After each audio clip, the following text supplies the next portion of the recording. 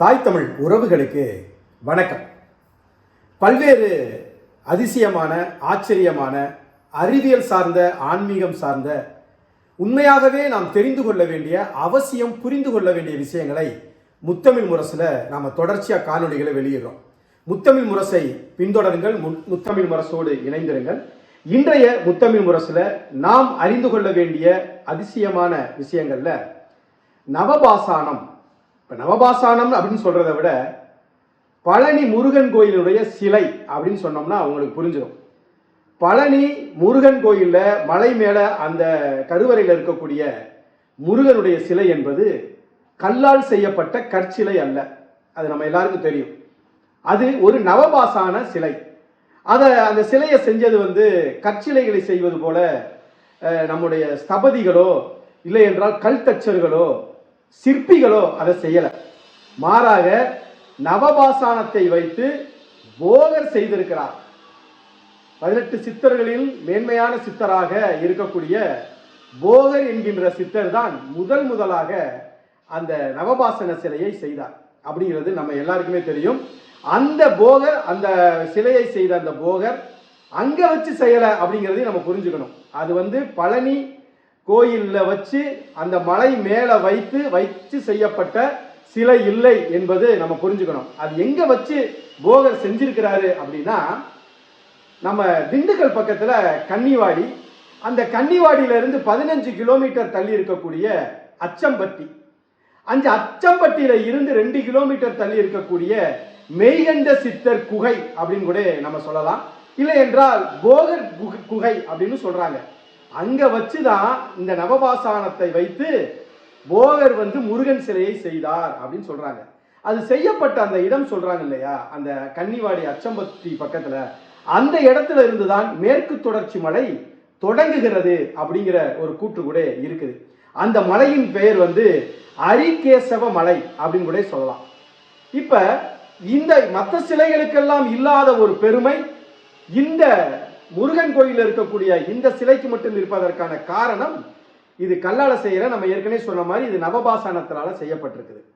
இந்த அரிகேசவ மலையில இந்த சிலையை செய்வதற்கு முருகருக்கு எந்த விதத்துல, எப்படிப்பட்ட விதத்துல, என்ன மாதிரி செஞ்சாரு, மீண்டும் இதை எப்படி முருகனுடைய அந்த பழனி கோயிலுக்கு மேல, மலைக்கு மேல கொண்டு போனார் அப்படிங்கிறதான் ஒரு சுவாரஸ்யமே. பொதுவா சித்தர்கள் அப்படின்னாலே அவங்க தங்களுடைய ஞானம், ரிஷபாதம், இது போக ஆன்மீகம், இதை கலந்துதான் அவங்க அவங்களுடைய வாழ்க்கை முறையே, அவங்க வாழ்ந்த விதமே அந்த மாதிரி தான் இருந்திருக்கும். அப்படித்தான் இந்த நவபாசனத்தை வைத்து போகர் அவர்கள் இந்த இதை உருவாக்குறாங்க. இந்த நவபாசானம் அப்படிங்கிறது என்ன அப்படின்னா, மனிதனுடைய உடல்ல பாருங்க 9 துளைகள் இருக்கும். அதுபோல அறிவியல்ல பாருங்க 9 கோள்கள். இதுதான் இந்த பிரபஞ்சத்தினுடைய இயக்கம். இந்த பிரபஞ்சத்துல 9 கோள்கள் இருக்குது அப்படிங்கிறது தான் ரொம்ப அதிசயமான விஷயம். இந்த 9 மனித துளைகள், இந்த 9 கோள்கள், இதை சமநிலைப்படுத்துவதற்காகத்தான் இந்த 9 பாசானங்கள். அதைத்தான் 9னா நவம்னா 9, அதைத்தான் நவபாசானம் சொல்லுவோம். நம்ம கூட சொல்லுவோம் இல்லையா, நவ கிரகங்களை சுத்தி வருதுன்னு சொல்லுவோம். அதுதான் அந்த அந்த நவனா 9, அந்த நவபாசானம் வைத்துதான் போகர் இந்த சிலையை செஞ்சிருக்கிறார். இந்த நவபாசானத்துல நவங்கிறது 9, பாசானம் அப்படிங்கிறது விஷத்தன்மை உள்ள பொருள், விஷத்தன்மை உள்ள கனிம பொருள் அப்படின்னு கூட சொல்லலாம்.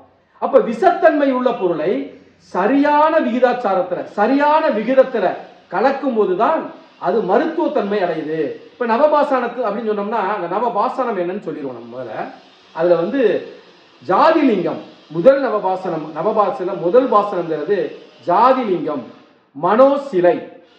அதற்கு பிறகு காந்தகம், காரம், கந்தகம், பூரம், வெள்ளை பாசானம், கௌரி பாசானம், தொட்டி பாசானம், இந்த 9 பாசானங்களை சரியான விகிதாச்சாரத்தில் கலந்துதான் இதை போகர் செஞ்சிருக்கிறார். இதுல வெறும் 9 பாசானங்களை மட்டும் வச்சுதான் செஞ்சாங்களா அப்படின்னா இல்ல, 4000 மூலிகை சாறுகளையும் அதுல கலந்துதான். அந்த மூலிகை சாறு எதுக்கு பயன்படுத்துதுன்னா, இந்த 9 பாசானங்களையும் இருக செய்வதற்காக இந்த 4000 மூலிகை சாறும் அது கலந்துருக்கிறாங்க. அப்ப 4000 மூலிகை சாறு, 9 பாசானங்கள், அப்ப எவ்வளவு பெரிய அறிவியல் ஆற்றல், எவ்வளவு பெரிய இயற்கையோடு கலந்த ரிசவாலம் அப்படிங்கிறத எவ்வளவு மருத்துவ குறிப்போடு நீ யோசிச்சு பாருங்க, ஒவ்வொரு குறிப்புகளுக்கும் இடையில எத்தனை சோதனைகள் நடந்திருக்கும், அந்த சோதனைகள்ல எத்தனை சோதனைகள்ல வென்றிருப்பாங்க, எத்தனை சோதனைகள்ல தோத்து போயிருப்பாங்கன்னு பாருங்க. இதையெல்லாம் கடந்து இவ்வளவு பாசானங்கள்ல 9 பாசானங்களை தேர்ந்தெடுத்து இவ்வளவு பெரிய மேற்கு மலை தொடர்ச்சியில எத்தனையோ மூலிகை மரங்கள் இருக்கும்போது, மூலிகை செடிகள் கொடிகள் இருக்கும்போது 4000 மூலிகை சாறை மட்டும் தேர்ந்தெடுக்கிறதுங்கிறது எவ்வளவு பெரிய அறிவியல் ஞானம் பெற்றுக்கணும் பாருங்க. அப்படிப்பட்ட விதத்தில் செய்யப்பட்ட இது மட்டும் நவபாசானங்கள் மட்டும்தானா? 4000 மூலிகை சாரானா? அது மட்டும் கிடையாது. 5 வகையான சுண்ணம், பஞ்ச சுண்ணம் கலக்கப்பட்டிருக்கிறதா சொல்றாங்க. குரு சுண்ணம், துருசு சுண்ணம், வெளி உப்பு சுண்ணம், சௌகார சுண்ணம், தாமிர சுண்ணம். இன்னைக்கும் கூட அந்த நவபாசன, அந்த முருகன் சிலை இருக்கிற நவபாசனத்துல அதுல சின்ன சின்ன ஏதாவது பராமரிப்பு தேவைன்னா இந்த சுண்ணம் பத்தி தெரியாதவங்க அதை சரி செய்ய முடியாது. சுண்ணம் பத்தி நன்றாக தெரிந்தவர்கள் மட்டும்தான் சொல்ல முடியும். சுண்ணம்னா வேற ஒண்ணும் இல்லை, சுண்ணாம்பும் உப்பும் கலந்துதான் இதை செய்யறாங்க. ஏன்னா அதுல இருந்து பாத்தீங்கன்னா அந்த சிலையில இருந்து ஒரு நீர் வெளியே வந்துகிட்டே இருக்கும். சுண்ணாம்புக்கு உப்புக்கு என்ன தன்மை உண்டுன்னா வெளியில இருக்கக்கூடிய நீரை உறிஞ்சும், உள்ள இருக்கிற நீரை வெளியேற்றும். அப்ப எவ்வளவு பெரிய ஞானம் படைத்து இதை பூரா செஞ்சிருக்காங்க பாருங்க. இதெல்லாம் எங்க இருந்து தெரிய வந்திருக்குது அப்படின்னா போகருடைய ஜனன சாகரம் அப்படிங்கிறதுல அதுல இருந்தா இது எல்லாமே நமக்கு தெரிய வருது. இன்னைக்கு வரைக்கும் அந்த நவபாசானம் அரைக்கப்பட்ட, மூலிகைகள் அரைக்கப்பட்ட, கலவைக்காக உபயோகப்படுத்தப்பட்ட உரல் இன்றைக்கும் சாட்சியாக அந்த இடத்துல இருக்கு. சரி, இது எல்லாமே செஞ்சுட்டாங்க. அப்ப எப்படி பழனி மலை கோயில்ல மேல போய் அந்த சிலையை வச்சாங்க அப்படின்னா திருமஞ்சன பாதை வழியா கொண்டு போயிருக்காரு. எங்க இருந்து?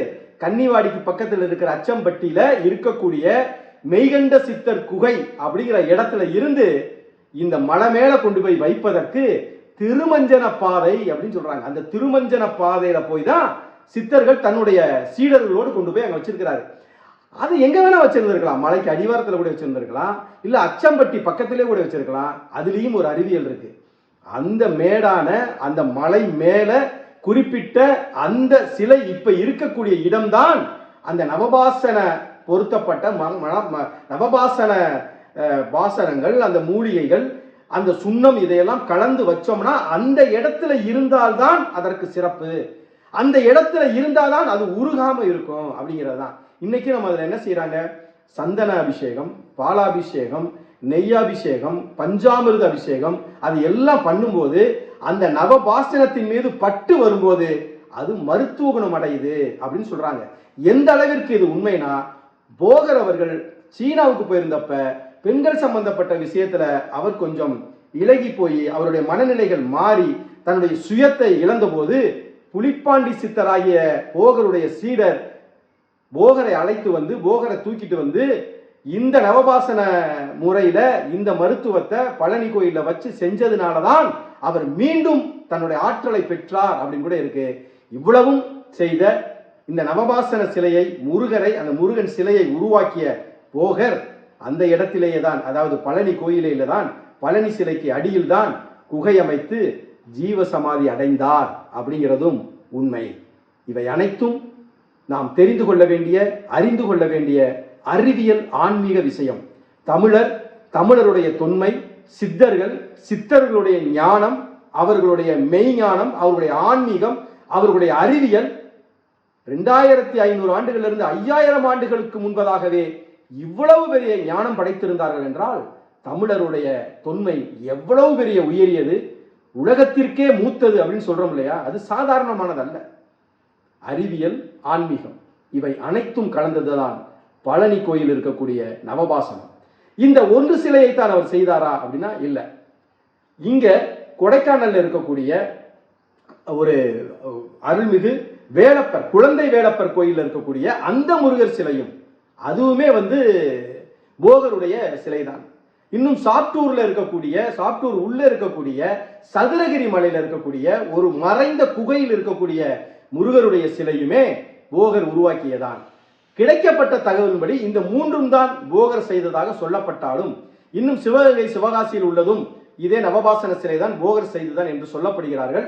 ஆனால் ஏடுகள், நூல்கள் இவைகளெல்லாம் சொல்லப்படுவது நாம சொன்ன அந்த 3 கோயில் தான். வடபழனி இதில் பழனி கோயிலில் இருக்கக்கூடிய தண்டாயுதபாணி சுவாமி பழனி அவர்களுடைய முருகன் கோயிலில் இருக்கக்கூடிய அந்த முருகன் சிலையும், கொடைக்கானலில் இருக்கக்கூடிய வேலப்பர் குழந்தை வேலப்பர் அந்த கோயிலில் இருக்கக்கூடிய சிலையும், சாத்தூர் மலையில் இருக்கக்கூடிய இந்த 3ம் தான் ஓகரால் செய்யப்பட்ட சிலைகள் என்பது சொல்லப்படுகிறது.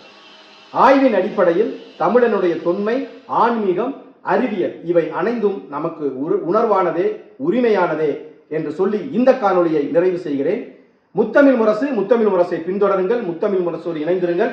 இது போன்ற அறிவியல் சார்ந்த, ஆன்மீகம் சார்ந்த, உலக அதிசயங்கள் சார்ந்த அனைத்து விஷயங்களையும் உங்கள் விழிகளுக்கும் உங்கள் செவிகளுக்கும் கொண்டு வந்து சேர்ப்பது முத்தமிழ் முரசு. நன்றி, வணக்கம்.